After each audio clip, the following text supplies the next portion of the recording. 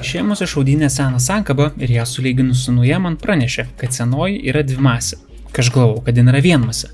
Taip pat pranešė, kad naujoji yra aukštesnė ir ją įdėjus į mašiną starteris liesis ir bendrai važiuojant bus siaubingi garsai.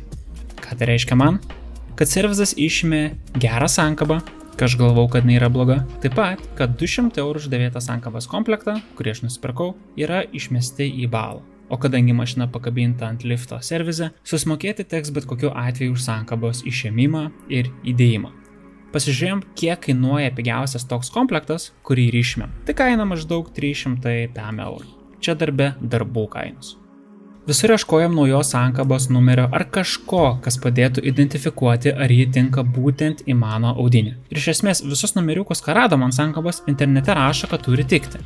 Tai kas per chuine? Nu ką, bandysim patys įsidėti. Nu, jeigu bus blogai, dėsim naują. Tai biškai gaila man. Nes dafiga pinigų šitas reikalas kainuoja. Dafiga. Nu, sudėjom tą sankabą šalutinę, kurį bijojom, kad netiks ir viskas gerai. Užsikūrė, kaip ir nieks nedauža. Tai gal ir normaliai.